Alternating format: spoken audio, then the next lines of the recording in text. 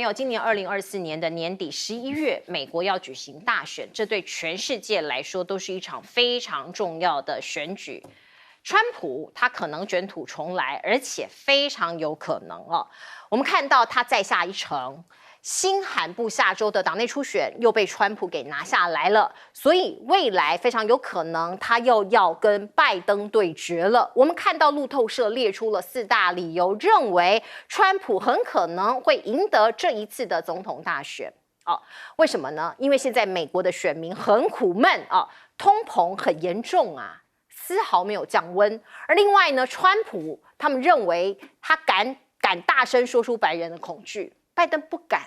他要这个左支右绌啦要表现这个所谓这个民主党的精神呐，还有尽管我们都认为川普的表现有时候太民粹，有时候很失格，可是偏偏大部分的美国选民不这么认为。而另外呢，眼下的全世界2场战争拜登其实都有份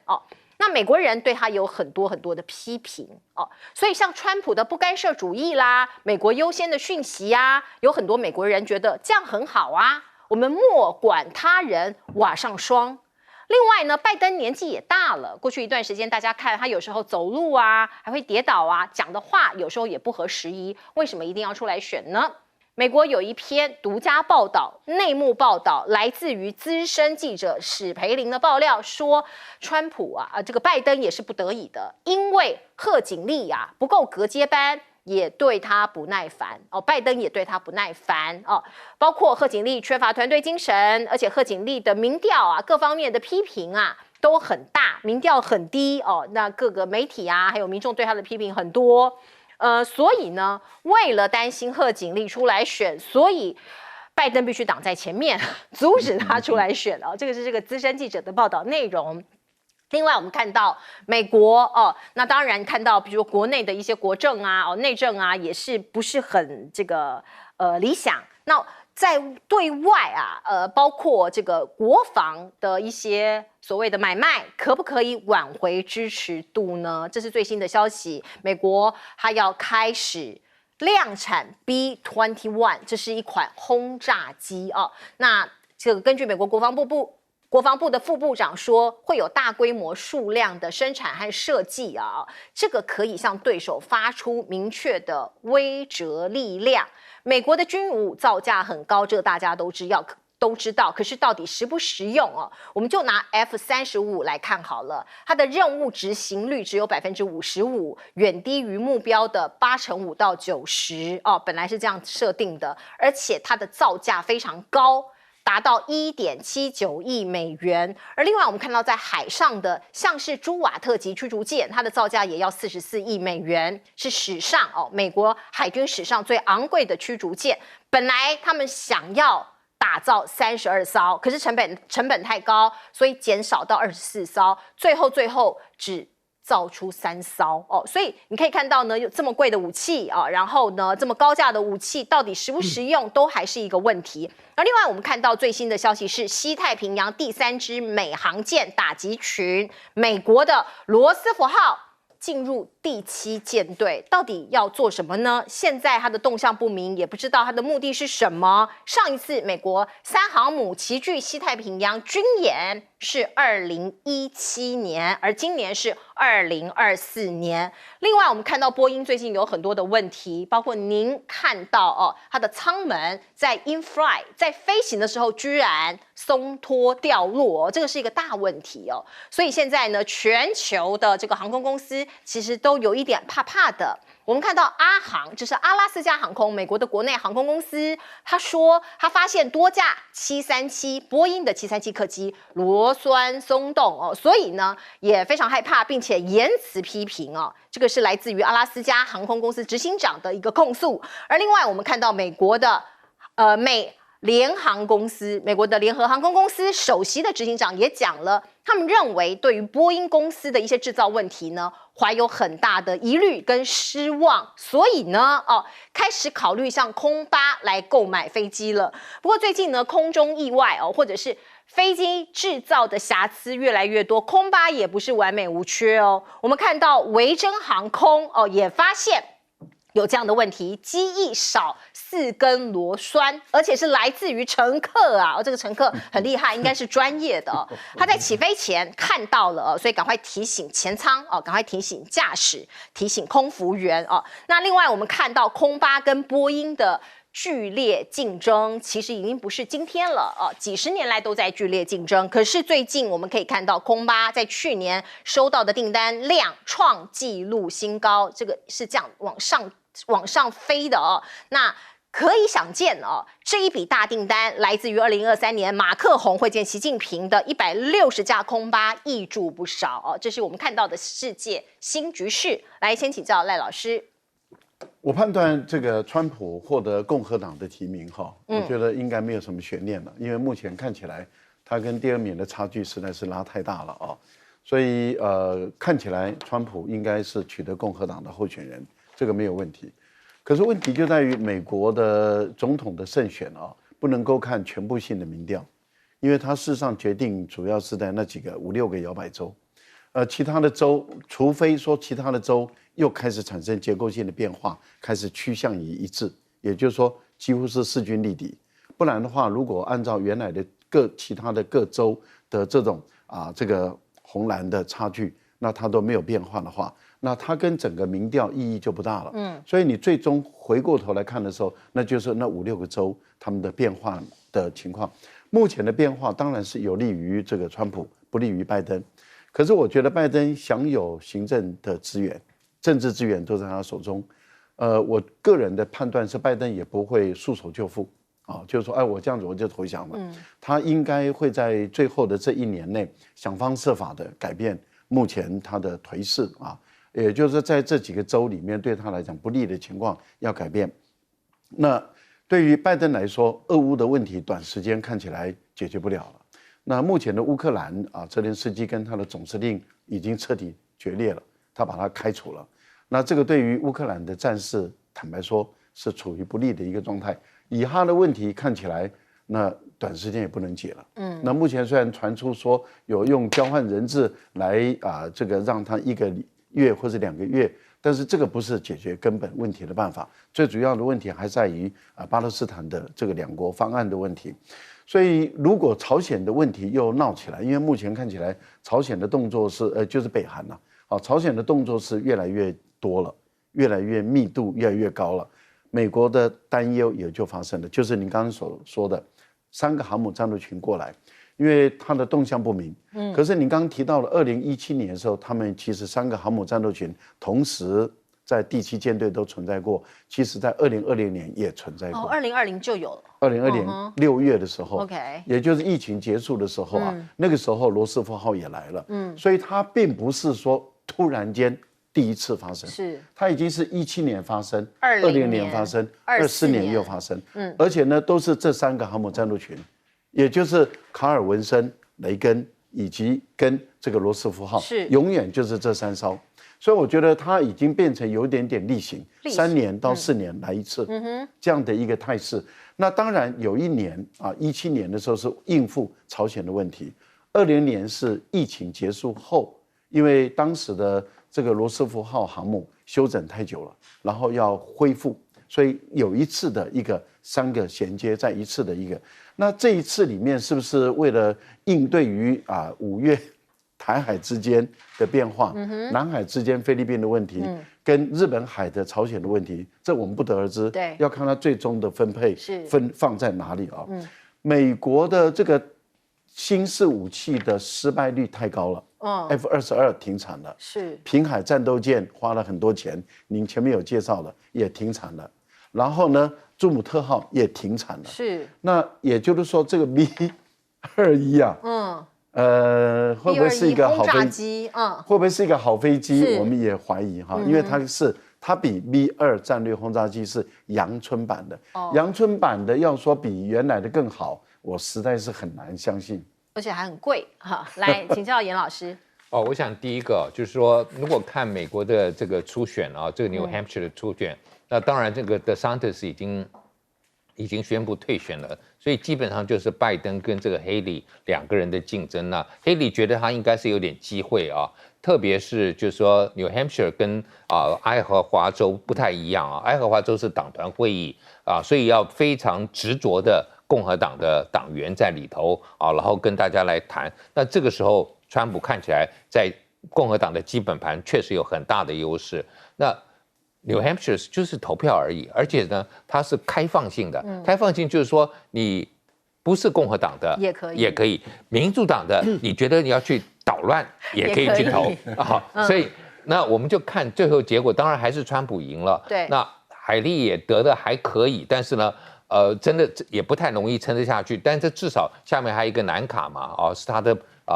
我们现在台湾流行叫本命区，他原来的州的州长，那所以他应该还会再撑一下。但是川普得票虽然是赢了，可是大家也会看到说，他好像在独立选民当中啊，并没有得的那么好。特别是支持海莉的独立选民，在出口的民调里头，就认为说大概只有2成会去支持，有2成会去支持拜登啊，所以这个表示说川普还是有一点点危机。那拜登呢更奇怪了。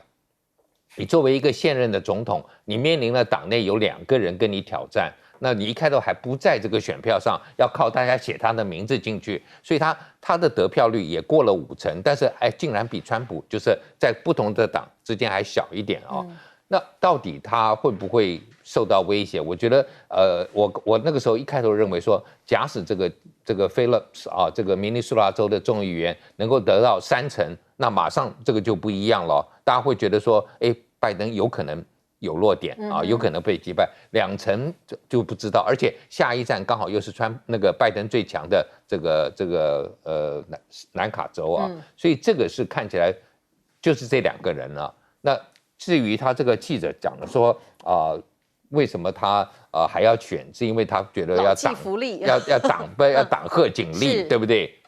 我觉得不会我觉得他如果真的不想让贺锦丽当选的话，他老早就就是1年前，他就说我不选下一任，对，我不选下一任，贺锦丽这个副总统一点优势都没有，为什么？因为有很多人就可以一起来冲出来，那现在他如果这么晚，如果最后宣布不选，那你就在保护贺锦丽，对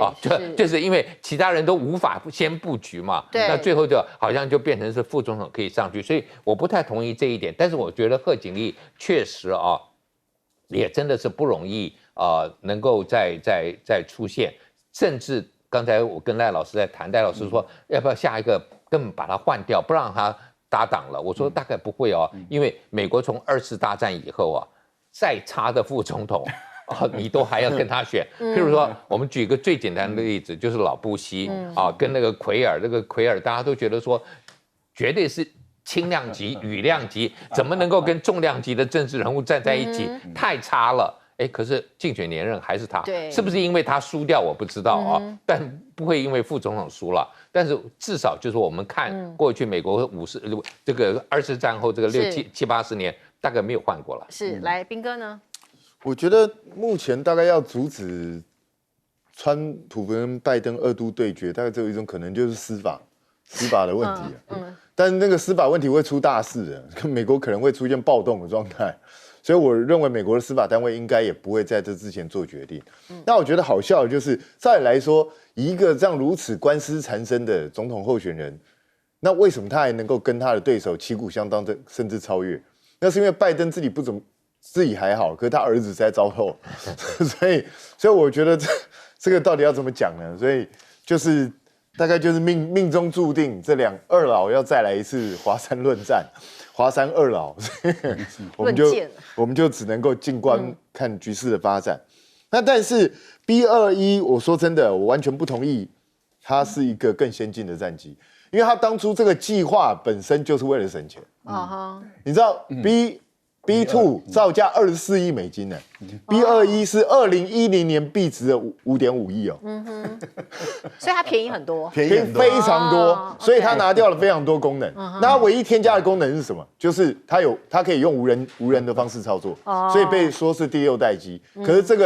这个功能到目前为止没有被验证过，所以不晓得到底会怎么样。所以我觉得美国现在其实是在各方想尽办法在节省经费。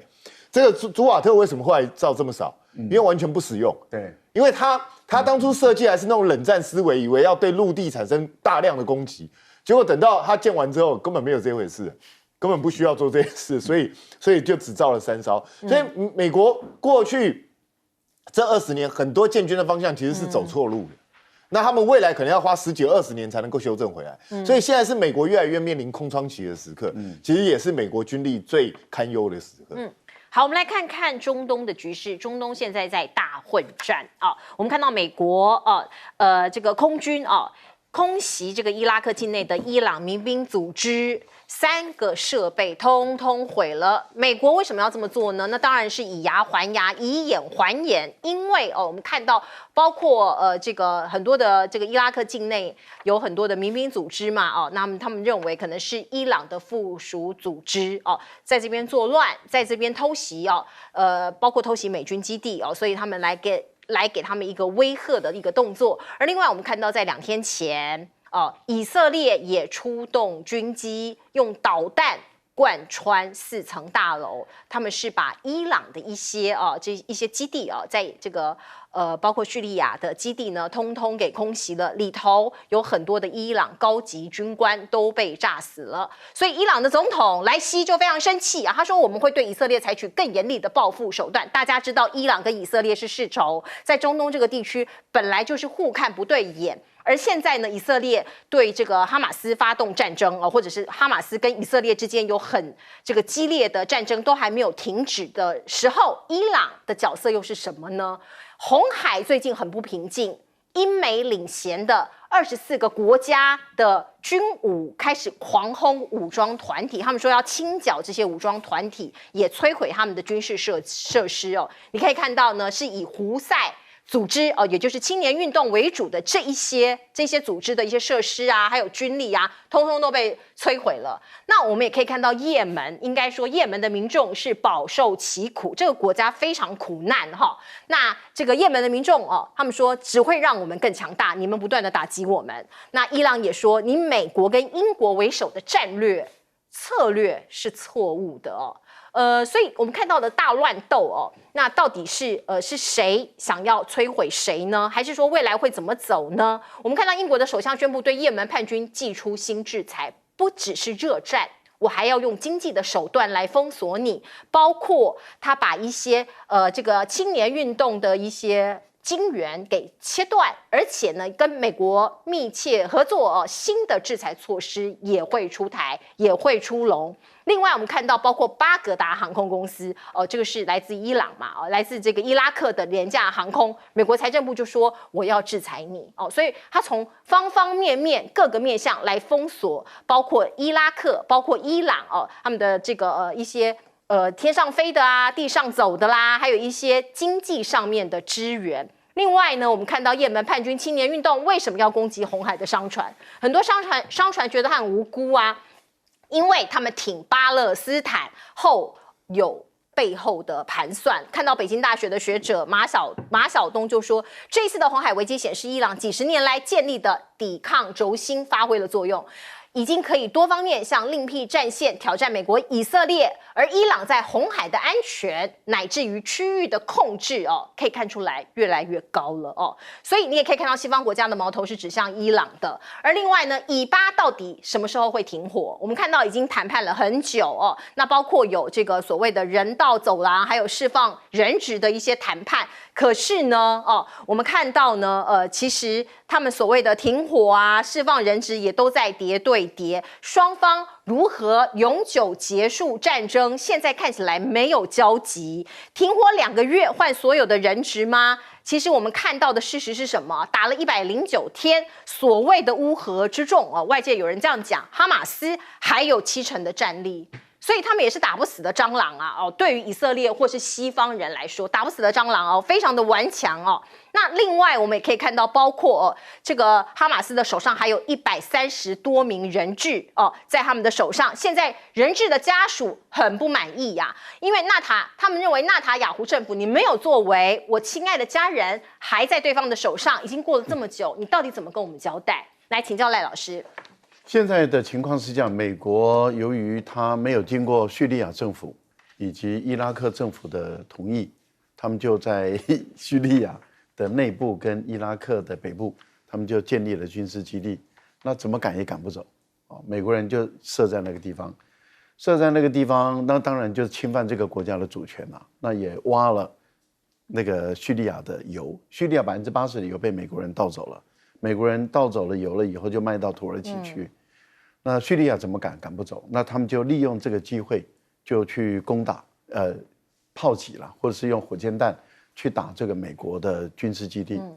那基本上来讲，并不是真的要把美国的军事基地把它摧毁，因为这会引起美国大规模的报复。但是这是一种袭扰。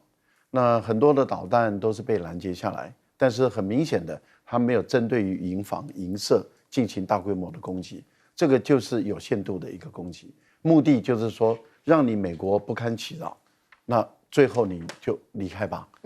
但是美国人就是不肯离开，所以他才会说你攻击我的150几次，其实并不是伊朗真的没有这种大的导弹能够准确的命中目标，有这个能力，但是不愿意这样做。可是美国的这一次对于伊朗的这个指挥官的一个攻击啊，我觉得会引起这个伊朗的报复，所以伊朗的报复会升级，这是第一个。第二个，以色列对于伊朗的这些军事顾问，尤其是在于库德族区，也就是伊拉克北部使领馆旁边的这个库德族区的这个军事顾问，那么进行攻击的话，我个人的推断，伊朗也一定会报复，而且会升级。所以伊朗跟以色列、伊朗跟美军的相互报复会升级，但是不会扩大到两国之间发生大规模的战争，但是会一直在升级中。那在这个升级到什么样的情况？拜登要做一个决定，要把他的军队继续留在伊拉克、叙利亚，还是要撤走？因为据说五角大厦已经有在思考要不要撤走的问题了。为什么？因为你一直守在那个地方，2500人左右，然后不断的被袭扰。那这样的一个情形，你的功能到底在哪里？这个是值得商榷的。那如果说演变成为一种恶性的螺旋，就慢慢的一直在拉大的时候，那到最后会不会爆发出美国跟伊朗的直接交战？这个可能不是美国人所乐意见到的。看起来目前双方都有所节制啊。有关于英国跟美国对于这个也门的胡塞组织的制裁，坦白说是没有什么效果。为什么？因为胡塞组织他们的成员不出国的，他们不会出国旅游的，他们不会出去消费的，他们就是一个属于有点比较像部落型的游击队，游击队的，而且比较像部落的，是他们就活跃在这个也门的北部的这些地区，所以这个制裁是形式上的。但是对于相关的国家，例如说，他就会激怒这个伊拉克他们的这个愤怒。那目前就是当美国跟英国越攻打胡塞组织的时候，我们很明显的看到了阿拉伯世界跟伊斯兰世界有更多的国家，也可能是卡达等等，也有更多的企业跟个人，他们把这些钱、这些武装就一直源源不绝的运到了胡塞。所以胡塞因为这样子越被制裁越被打击，它反而越来越壮大了。对，是我们进一下广告。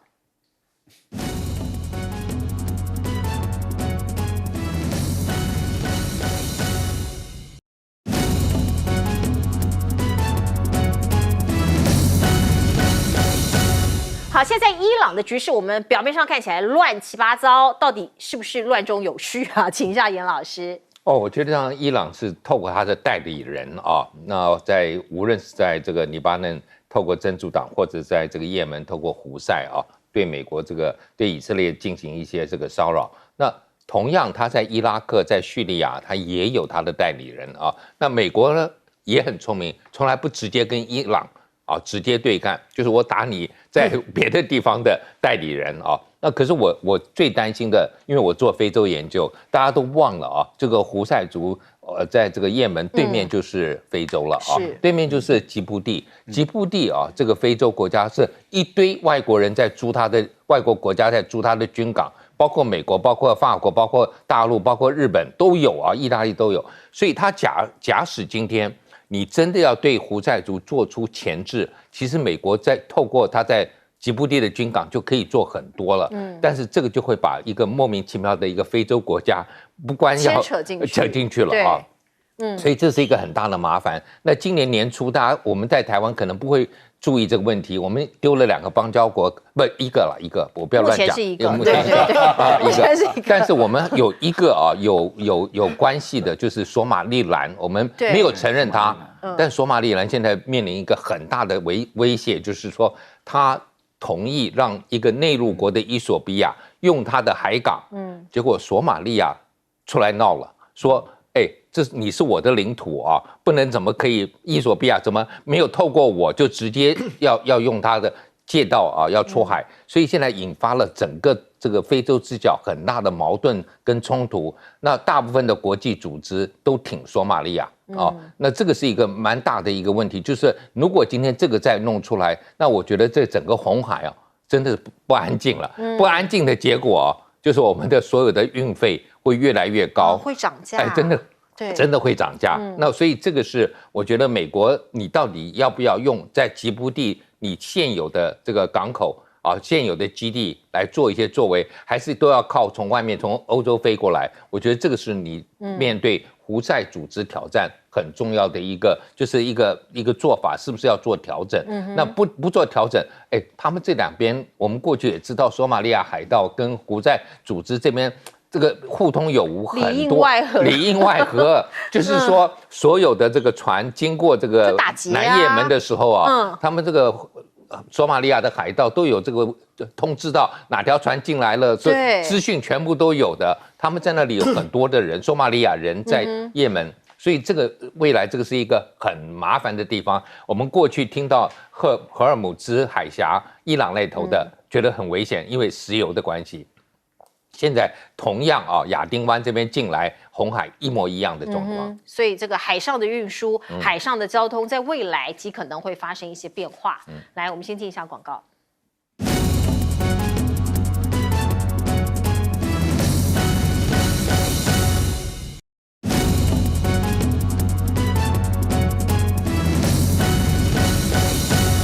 好，以哈战争已经打了3个多月，哈马斯不但没有被歼灭，现在据说他的战力还有70%，怎么会这样子？其实哈马斯跟以色列之间就是一直在私底下都有说是不是要交换人质，是不是要停火？那最新传出来是说，是不是可以，我把一些人质再拿出来，然后交换停火1个月甚至2个月？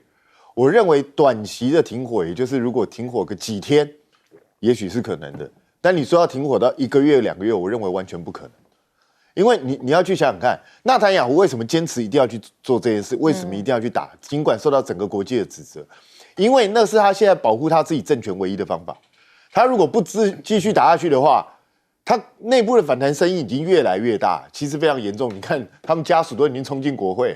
所以在这种状况下，你想想看，如果停火个3-5天也就算，停火1个月，你能够想象看？以色列国内会出现什么样的状况吗？他们很多反对派大概立刻集结起来，然后就要压制，叫纳坦雅胡改变政策，甚至下台。所以我觉得，为了保护自己的政权，纳坦雅胡是不会做这样一个选择，因为这个选择对他自己完全不利。所以我个人认为，虽然是我们都希望和平，可是短期之内，我看加沙走廊这边至少在我们农历年过完，可能都还看不到和平的迹象。这大概是一定会去面对的。而且现在这个报道出来说，你打了3个半月的时间，有美国帮助的以色列军，然后没有办法歼灭一个游击队组织的哈马斯，然后还让他保有70%的战力，是，而且是瓮中捉鳖，都封锁起来了呀。对，就是在加沙走廊这么一个小地方，那这么小一个地方，你瓮中捉鳖的状况下，你打了3个半月都没有办法捕捉到对方的主力，那这场战争一定要打很久。接下来以色列大概只有用越来越凶狠的方式，才有办法去捕捉到对方的主力，也就是管他是谁，我连平民这一顿一起杀。大概只有是这样的方式，你才能够说，因为现在显然你为什么这么久抓不到他？他一定都躲在下面的地道，然后而且他们很多人在边界，大家那边就看，你知道，就跟以前索马利亚一样，我在边界那边就看你美军基地有飞机要出来，我知道要攻击了，我开始往各个地道疏散。好，欢迎您回到新闻大白话的节目现场，我是钱子，介绍这1个小时的来宾。首先是国际政治专家赖岳谦老师，主持人好，观众朋友大家好。接下来是政大国关中心兼任研究员严正声老师，主持人好，各位观众大家好。以及我们的资深媒体人谢寒冰。主持人好，大家好。好，观众朋友，我们来看看一票都不能少，一票都不能跑，这是来自于国民党的这个党主席朱立伦的说法。他说啊，2月1号龙头哦，这个选正副院长立法院的选举，所有的委员都要亮票，一票都不能跑哦。现在过去呢，大家都在讲国民党啊跑票跟不团结是有名的。可是我们不要被人家看轻，也不要被人家看衰哦，所以我们这一次52票加上2票的友军呐，要实实在在全部开出来。也有人说，如果你跑票，你可能就会背叛韩国瑜哦。这个是来自于黄耀明的说法，他说跑票不只是背叛国民党，而是背叛韩国瑜，这不得了哦！你让韩国瑜没有办法当上立法院的院长，未来国民党的蓝军没有办法立足，这等于是拿政治生命出来卖哦，来出卖。所以呢，有很多的说法，就是说，万一真的有人不小心盖错，用各种的理由啊，肚子痛啊，没有办法投票啊，或者是真的跑票，要怎么处罚？用党纪来处罚。帅化明是说，帅将军是说，这个不分区很容易处理，因为是党提名你的，我就把你罢免。可是区域立委你要怎么处理？它是民众一票一票选出来的，那你要罢免他就有困难哦。所以呢，这个看起来国民党是铁了心哦，一定要把这个韩国瑜、江启臣送上立法院的正副龙头的宝座。可是呢，另外一块白色的哦，民众党的部分呢，有没有可能会合？因为如果8票民众党团进团出都投给韩国瑜的话，那就不用讲哦，那这个正副龙头就一定会落袋。可是现在呢，我们看到还有变数吗？韩国瑜已经在早上po脸书了，说他回应啊民众党的需求，民众党的改革的一个要求哦，要共同合作修法再造完善的国会。所以就有一个独家报道来自于联合报，他说柯文哲已经决定了会挺韩国瑜当院长。可是这是真的吗？因为发言人陈志涵随后又出来发言。出来开记者会跟媒体说，民众党团还没有定案哦，所以像这样子的独家报道消息恐怕不是真的。而另外我们看到赖清德在做什么呢？昨天中午他在北海岸宴请那一些落选的区域立法委员，您看到这一大串人大合照几乎所有人落选的立法委员都到了所有的候选人包括他党的苗博雅也在列，可是呢，偏偏罗致政他落选的这个票数蛮高的，他没有出现。我们也打电话问了罗委员为什么没有出席呢？可是他的电话转到语音信箱。高嘉瑜也没有出现，我就问他，你没有受邀吗？他说没有，因为有这个朋友的家人就是朋友的长辈去世，他去拈香。那吴一宁也说他有事不可前往所以其实有很多的揣测啊，他宴请这些人是勉励吗？还是说要给你一些其他的安抚？甚至有人说是在切蛋糕吗？要给他们另外的要职吗？因为毕竟你拿到政权了嘛。内阁还有各种党营的事业，太多位置可以分配了。观众朋友，我们再来看看，包括行政院院长的人选，到现在啊，不知道花落谁家。林佳龙他是正国会的大阿哥算是一个大的 leader， 所以有没有可能是由他出现呢？有这个党内有人放话了，说他的人缘不好。所以呢，有可能变成一大阻力，人缘不好，你的这个人事上面的运作可能会出现阻碍。郑文灿本来应该由他阻隔这个声望或者是这个各种的可能性也最高，可是因为他这一次桃园民进党把这个所有的席次都丢了，区域立委，所以呢，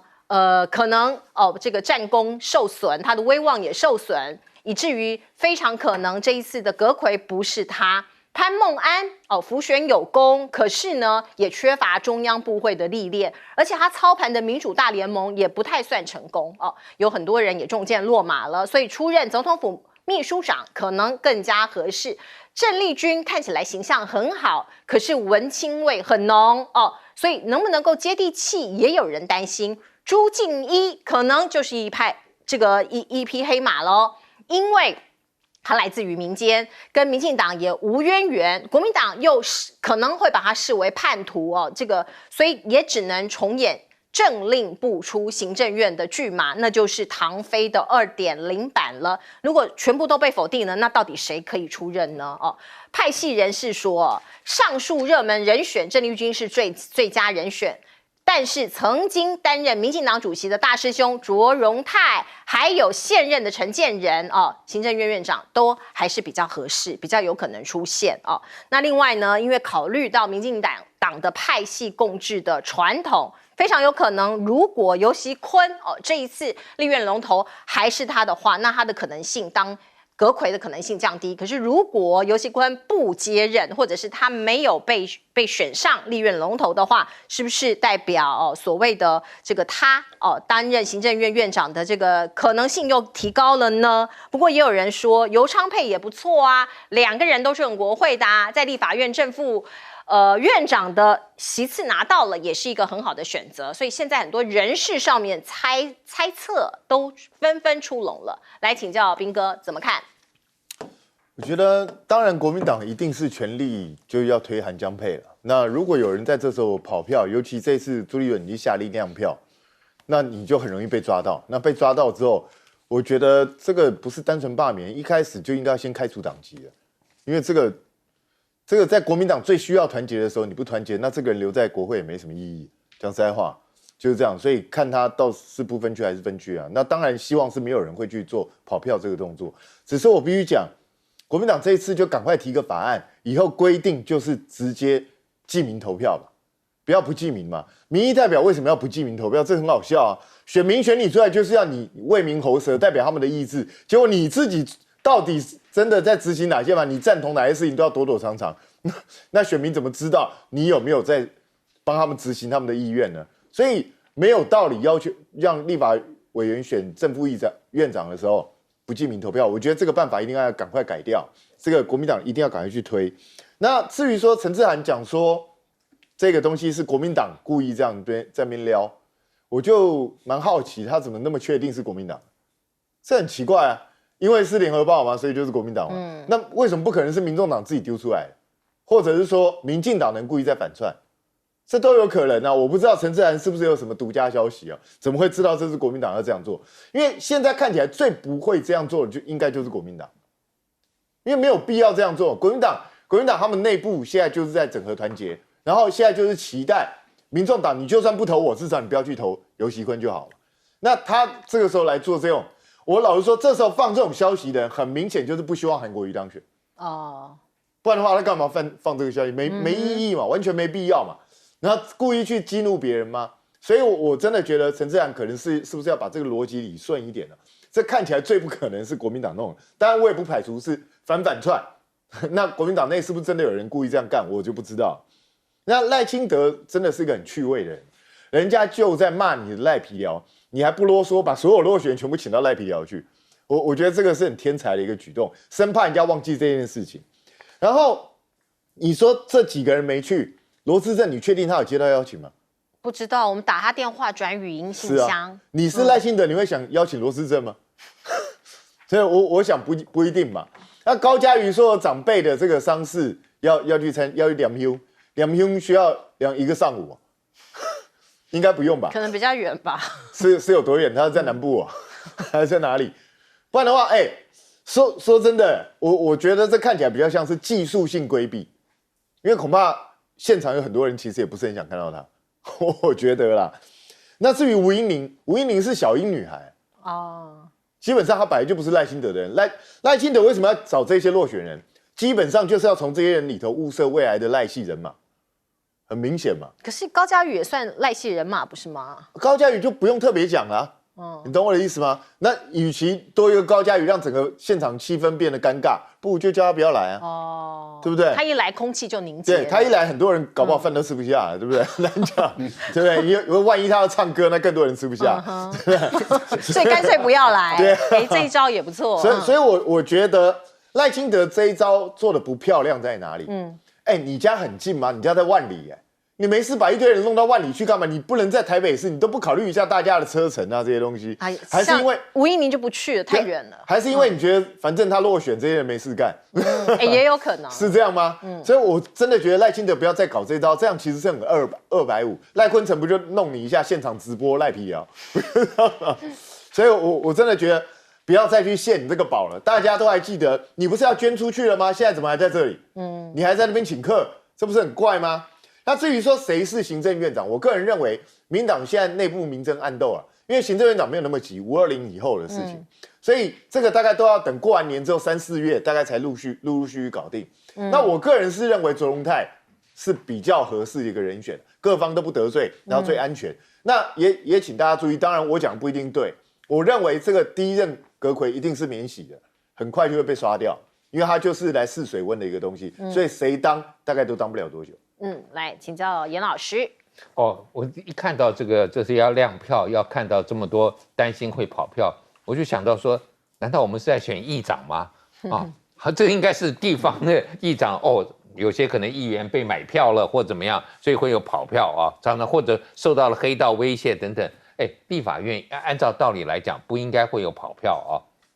所以我觉得说跑票这个事情，当然我觉得先讲好这一次应该是比较好，大概我不认为会跑票了，但是我觉得就是民众党的这个票到底怎么走，我觉得他们就一直在不亮出底牌，一直就好像让大家有无限的想象。我觉得民众党玩我们媒体大概玩的也还不错啦在这一方面。但是我自己看就是说到底这个赖清德为什么要宴请这么多人？无论如何我觉得特别是有一些民进党的这个参选人。可能是还不做过几届的，做过1、2届立委的，那到底有一些经验，那你可以把它延揽到行政部门。是，另外有一些就是牺牲去帮你打那个艰苦地区的，不可能赢的那你也应该要稍微有点表示，让他们继续愿意来奋斗。我觉得这个是可以，但是刚我跟这个彬哥同样的一个观点，地点不对嘛。就是你随便在台北市找一个地方都可以立法委员这些大部分有一些还是在就是你高铁可以到的地方吧，我觉得这个是最基本的。你甚至可以在台中，我觉得都还好。但是你今天搞到万里你今天很麻烦了，真的说老实话太远了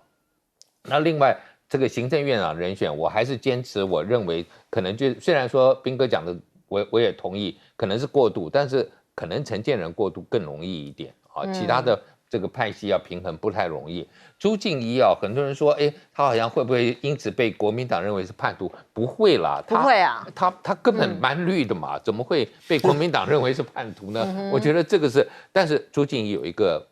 稍微有一个问号，就是说，这是一个蛮知识很高的一个学者，我不晓得他碰到这个立法委员执行他会不会失控？会不会被俩拱？对，特别是有些人的问题，如果说太 low 的话，那他就觉得说你这种问题也好意思来问我的话，那我觉得这个是我比较担心的部分。其他说老实话，他在台湾现在说经济可能很重要的情况之下，我觉得他以一个经济专家做过这个中研院的这个副院长，然后也做过 WTO 的代表，我觉得是可以来谈，特别针对我们马上要面临跟大陆这个之间的这个 ECFA 的问题，那以一个真正的经济专家，你到底该怎么处理 WTO 会不会有问题？我觉得这个是他可以回答的问题。是，所以他也是一个适合的人选适合，但是我不知道他的脾气他的非常骄傲的一个人对，因为立法院的这个委员们来自江湖四面八方都有各个层级都有，可能这个不能像老师对学生这样骂他，那就惨了。来。当然，如果朱敬一接行政院院长，当然不能是老师对学生。对。但是问题就在于他必须要去思考，他有没有能力解决台湾的经济问题。就是说，如果按照赖清德的意志，要把大陆地区排除在台湾的经济活动外，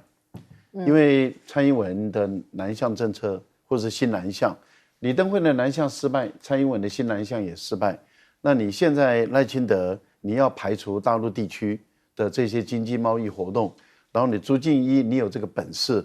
让台湾的经济没有大陆地区的经济贸易还能够成长。坦白说，不相信，很艰巨。我不相信，不然你朱敬一你表现给我看，表演给我看，你根本做不出来。坦白说，经济理论不必了啊，经济学理不必了啊。我们也不是没有完全没有学过经济啊，所以我个人我就这么笃定的说，因为做不到，就是做不到啊，因为不然的话，你问台湾的工商企业界谁做得到？没有人会跟你说我做得到，谁都跟你说我做不到。你贸易赤字，你只要跟中国大陆断了关系，你贸易赤字第1年就出现了。那你几年把你的外汇存底用光？啊，所以我觉得在这个部分里面不用吹嘘了啊，吹嘘没有用，吹一些经济的泡沫，吹一些经济理论，一点意义都没有。我觉得赖清德的宴请特别选在万里，他其实是故意的，他故意的，他意思他要跟深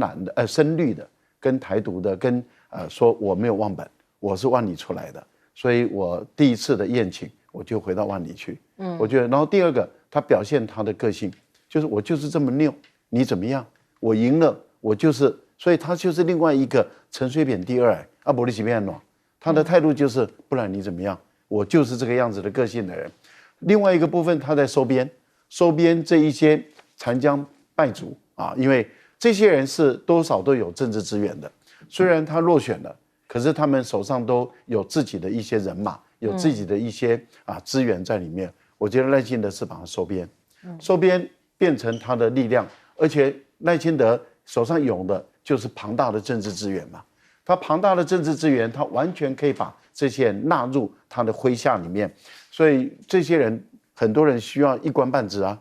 有些人需要工作啊，那当这些人都落选了，他马上要面对的就是他的工作的问题，而赖清德就在这个时候伸出所谓的温暖的手，然后用人民的公器，用我们的公家的部门的钱，把他们收编，变成他的系统，他的力量。我觉得赖清德这次出手很明显，国民党如果要当烂党就当吧，但我相信国民党这次不会再当烂党了。是8年在野还不够吗？